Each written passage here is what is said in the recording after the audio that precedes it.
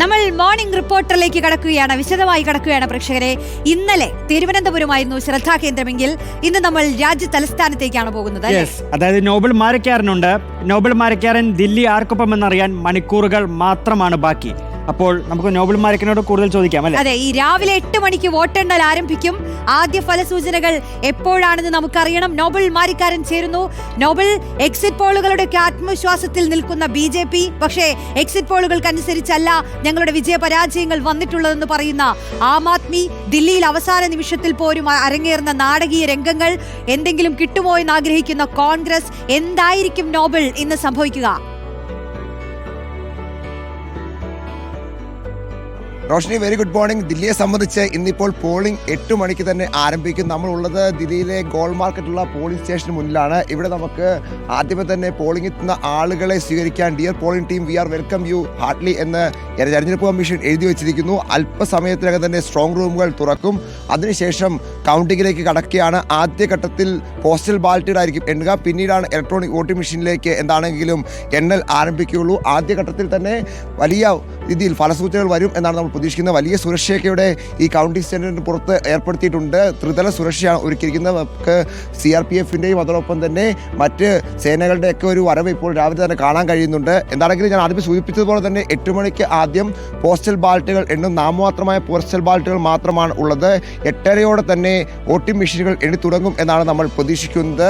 നേരത്തെ റോഷി സൂചിപ്പിച്ചതുപോലെ തന്നെ പോളിംഗ് ശതമാനത്തിൽ 60-ന് മുകളിൽ ഉണ്ടായിട്ടുണ്ട്. അതോടൊപ്പം തന്നെ ഈ വന്ന എക്സിറ്റ് പോളുകളെല്ലാം ഭൂരിഭാഗവും BJPക്ക് ഭരണം പ്രവചിക്കുകയും ചെയ്യുന്നു. അതുകൊണ്ട് തന്നെ വലിയ ആത്മവിശ്വാസത്തിലാണ് BJP ക്യാമ്പ് ഉള്ളത് എന്നത് യാഥാർത്ഥ്യമാണ്. BJPയുടെ സംസ്ഥാന ഓഫീസിൽ രാവിലെ മുതൽ തന്നെ പ്രവർത്തകർ ഉണ്ടാകും എന്നാണ് നമുക്ക് പ്രത്യേകിച്ച് ഈ ഒരു വിജയത്തിലേക്ക് പോകുന്ന സാഹചര്യം അവർ പ്രതീക്ഷിക്കുന്നു. അതുകൊണ്ട് തന്നെ വലിയ ആഘോഷത്തിലുള്ള തുടക്കങ്ങൾ അവിടെ ആരംഭിക്കുകയും ചെയ്തിട്ടുണ്ട്. അതോടൊപ്പം തന്നെ പ്രധാനമായും ആം ആദ്മി ക്യാമ്പിന് ചെറിയ ആശങ്കയുണ്ട് എന്നും ഈ ഘട്ടത്തിൽ നമ്മൾ എടുത്തു പറയണം. മൊത്തം 70 സ്ട്രോങ് റൂമുകളാണ് ഉള്ളത്. 7 മണിയോടെ തന്നെ സ്ട്രോങ് റൂമുകൾ തുറക്കുവാനുള്ള ഉദ്യോഗസ്ഥർക്ക് ഇതിനോടകം തന്നെ അകത്തേക്ക് പോവുകയും ചെയ്തിട്ടുണ്ട്.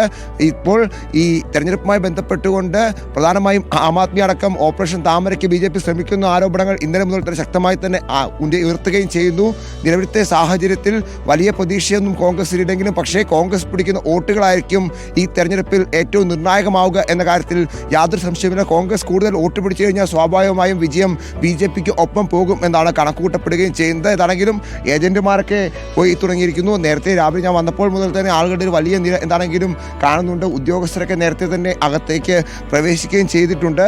ഇനിയിപ്പോൾ 7 മണിക്ക് സ്ട്രോങ് റൂം തുറന്നു കഴിഞ്ഞാൽ കൃത്യമായ രീതിയിൽ തന്നെ വോട്ടിംഗ് മെഷീനുകൾ ടേബിളുകളിലേക്ക് എത്തും. 8 മണിയോടെ തന്നെ പോളിംഗ് ആരംഭിക്കും. എന്താണെങ്കിലും കഴിഞ്ഞ ദിവസങ്ങളിലൊക്കെ വലിയ തരത്തിൽ വാദപ്രതിവാദങ്ങളൊക്കെ ഉണ്ടായതാണ്. 5000-ഓളം ഉദ്യോഗസ്ഥരെയാണ് ഇപ്പോൾ ഈ കൗണ്ടിംഗ് സെന്ററുകളിൽ പ്രത്യേക പരിശീലനം കൊടുത്ത് എന്താണെങ്കിലും ഇറക്കി വിട്ടിരിക്കുന്നത്. അവർ കൃത്യമായ രീതിയിൽ തന്നെ എത്രയും വേഗം കൗണ്ടിംഗ് പൂർത്തിയാക്കണം എന്നാണ് ഉദ്യോഗസ്ഥരും നൽകുന്ന നിർദ്ദേശം. ഒരു 11 മണിക്ക് മുൻപ് തന്നെ എന്തായിരിക്കും ദില്ലിയുടെ ഒരു ചിത്രം എന്ന് നമുക്ക് അറിയാൻ കഴിയും എന്നുകൂടി നമ്മൾ ഈ ഘട്ടത്തിൽ പ്രത്യേകം എടുത്തു പറയേണ്ടതാണ്. എന്താണെങ്കിലും ആദ്യഘട്ട വോട്ടെണ്ണലിൽ ആരായിരിക്കും ലീഡ് ചെയ്യുക എന്നതാണ് ആകാംക്ഷയോടെ എല്ലാവരും കാത്തിരിക്കുന്നത്.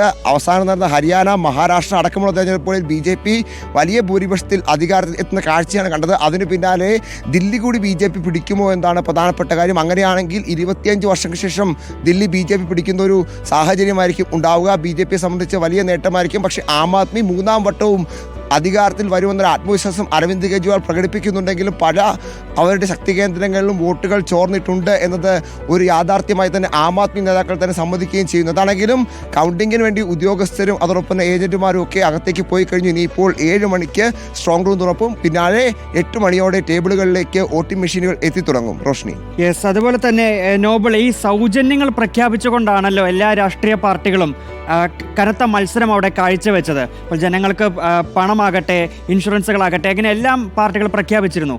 ഇതൊക്കെ തിരഞ്ഞെടുപ്പിൽ പ്രതിഫലിക്കും എന്ന ഒരു വിലയിരുത്തലുണ്ടോ?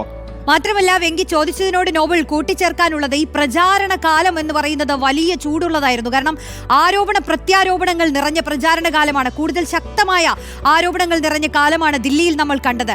പ്രത്യേകിച്ച് മോദിയുടെ പ്രസംഗങ്ങളൊക്കെ, അതൊക്കെ എത്രത്തോളം ഈ ഫലത്തിൽ പ്രതിഫലിക്കുമെന്ന് നമ്മൾ കരുതണം നോബൽ?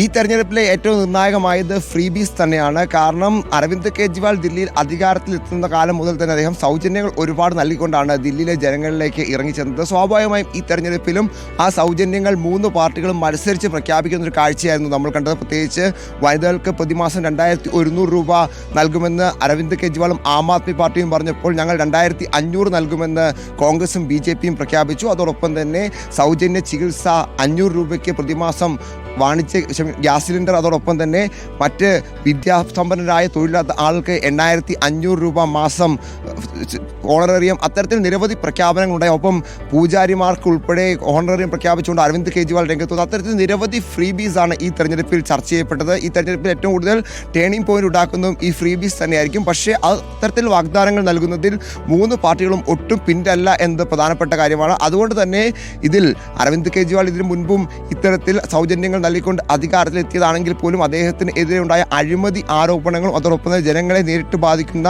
ശുദ്ധജലമില്ലാത്ത പ്രശ്നങ്ങളുമൊക്കെ ഈ തവണ ആം ആദ്മി പാർട്ടിക്ക് വലിയ തിരിച്ചടിയായിട്ടുണ്ട് എന്നത് യാഥാർത്ഥ്യമാണ്. യമുനയുടെ മലിനീകരണമൊക്കെ വലിയ തരത്തിൽ ചർച്ച ചെയ്യപ്പെട്ട തെരഞ്ഞെടുപ്പാണ്. അതിനൊക്കെ അതിജീവിക്കാൻ ആം ആദ്മിക്ക് എത്രത്തോളം കഴിഞ്ഞു എന്നതാണ് ഇന്ന് തെരഞ്ഞെടുപ്പിൻ്റെ ഫലം എന്താണെങ്കിലും നമുക്ക് കാണിച്ചു തരാൻ പോകുന്നത്. കാരണം വലിയ പ്രതിസന്ധി ആം ആദ്മിക്ക് മുന്നിൽ ഉണ്ടായിരുന്നു. ഒരു വശത്ത് ഇത്തരത്തിൽ ജനങ്ങളുടെ നിത്യ ജീവിതത്തെ ബാധിക്കുന്ന വിഷയങ്ങൾ നിൽക്കുന്നു. മറുവശത്ത് ആം ആദ്മി പാർട്ടി അഴിമതിയിൽ മുങ്ങിക്കുറിച്ചിരിക്കുന്നു എന്നൊരു പ്രതീതി ഉണ്ടാക്കാൻ കോൺഗ്രസും BJPയും ശ്രമിക്കുന്നു. വലിയ ആക്രമണമാണ് കോൺഗ്രസിൻ്റെയൊക്കെ ഭാഗത്ത് എന്താണെങ്കിലും ഇത്തവണ ആം ആദ്മിക്കെതിരെ ഉണ്ടായത്. അതൊക്കെ പോളിംഗിൽ പ്രതിഫലിച്ചിട്ടുണ്ട് എന്നത് ഒരു വലിയ യാഥാർത്ഥ്യമാണ്. നരേന്ദ്രമോദിയും രാഹുൽ ഗാന്ധിയും അതോടൊപ്പം തന്നെ അരവിന്ദ് കെജ്രിവാളുമാണ് മത്സരിച്ച് ഈ തെരഞ്ഞെടുപ്പിൽ പ്രചരണം നടത്തിയ 3 നേതാക്കൾ. സ്വാഭാവികമായും അത് പോളിംഗ് ശതമാനത്തിലും പ്രതിഫലിച്ചു എന്നത് യാഥാർത്ഥ്യമാണ്. 60.54 പോളിംഗ് ശതമാനം എത്തിയത് ആ വലിയ പ്രചരണത്തിൻ്റെ ഭാഗമായാണ് എന്നതും യാഥാർത്ഥ്യം.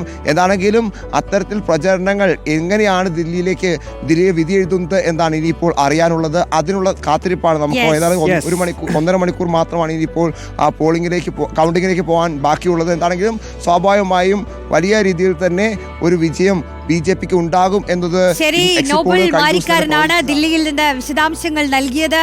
ദില്ലിയിലെ ചൂട് ഇനിയുള്ള മണിക്കൂറുകളിൽ കൂടാൻ പോവുകയാണ്. 8 മണിക്ക് വോട്ടെണ്ണൽ തുടങ്ങിയാൽ ഒരു 11 മണിയോടുകൂടി തന്നെ ചിത്രം തെളിയും. അപ്പോൾ നമുക്കറിയാം